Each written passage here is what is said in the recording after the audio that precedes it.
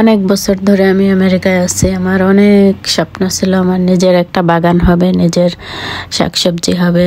যখন দেখতাম অন্যরা শাকসবজি চাষ করতো, শাকসবজি নিজের বাগান থেকে পেরে খেত, আমার অনেক ইচ্ছা করতো তখন যে আমার যদি একটা বাগান থাকতো, আমি নিজের হাতে সব কিছু লাগাতাম।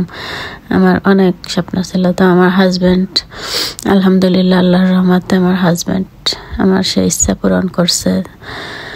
তো আমাদের কিছুদিন হলো একটা বাড়ি কিনছে শুধু আমার এই গাছগাছালি লাগানোর জন্য, এই শখের জন্যই। কারণ আমি ঘরে থাকতাম আর ডিপ্রেশনে থাকতাম, অনেক মন খারাপ থাকতো। তো আমার হাজব্যান্ড এই বাড়িটা কিনছে শুধু আমার মনটা ভালো করার জন্য, আমি একটু গাছগাছালি লাগানোর জন্য। আমার একদম অনেক বড় একটা স্বপ্ন ছিল।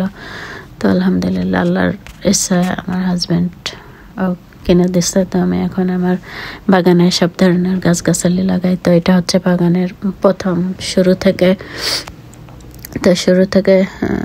হচ্ছে আমি কিছু ধনেপাতা লাগাইছি। আমার বাগান হচ্ছে ব্যাকয়ার্ডে হচ্ছে সব জায়গা পাকা, অল্প হালকা একটু জায়গা কাঁচা। ওই কাঁচা জায়গা দিয়ে আমি একটু প্রথমে অবস্থায় ধনেপাতা লাগাই দিছি। তো মাশাআল্লাহ অনেক ভালো হয়েছে ধনেপাতাগুলি। তো এখন ধনেপাতাগুলি উঠাই ফেলবো, অন্য কিছু লাগাবো। ধনেপাতা দিছি আর হচ্ছে ডাটা লাগাইছি। তো অনেক ভালো হয়েছে মাশাআল্লাহ, ডাটা ধনেপাতা খুব সুন্দর হয়েছে। তো এগুলি আমি উঠায় যেমন মরিচ গাছ লাগাবো, বেগুন গাছ, ঢেঁড়স গাছ, পাট শাক, টমেটো, লাউ গাছ, করলা গাছ, চিচিঙ্গা গাছ, সব ধরনের গাছ লাগাবো। আমার হচ্ছে ব্যাকয়ার্ড অনেক জায়গা, কিন্তু সব জায়গা পাকা। তো আমার টবে দিতে হয়, জিনিসগুলি টবে লাগাইতে হয়। আর যেখানে কাঁচা জায়গা ওইখান দিয়ে লাউ গাছ, কুমড়া গাছ আর কিছু পাট শাক লাগাবো।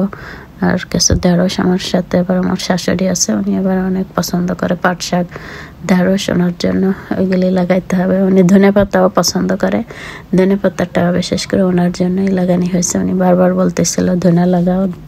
তো লাগাইছি মাশাআল্লাহ, অনেক ধনেপাতা হয়েছে। এত মজা ধনের পাতাগুলি উঠাইলে হাত একদম গ্রানে, মানে অনেকক্ষণ থাকে গ্রানটা। তো আমি যে পাতাগুলি উঠাচ্ছি, আমি ভর্তা বানাবো এগুলি দিয়ে।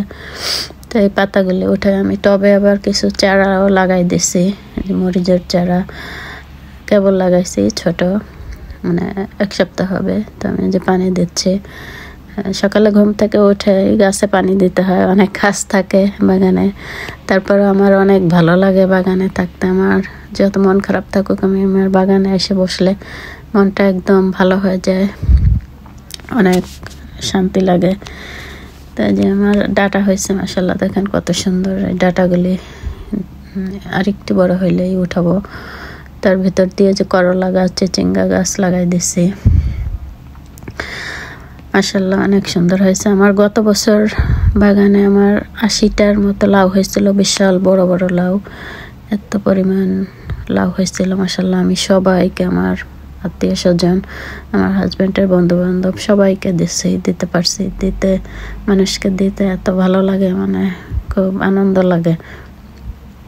নিজেরাও খাইছি, মানুষদেরও দিছি। এটা একটা অনেক আনন্দের ব্যাপার।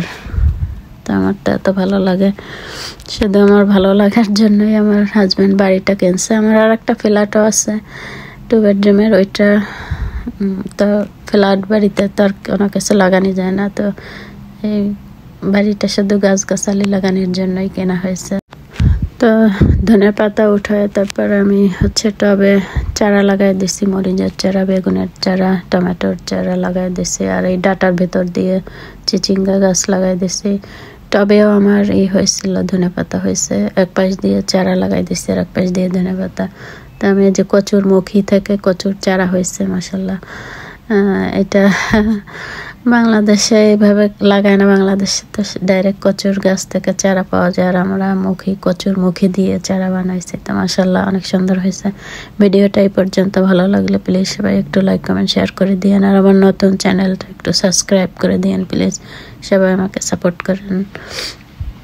সবাই ভালো থাকেন। আল্লাহ হাফেজ।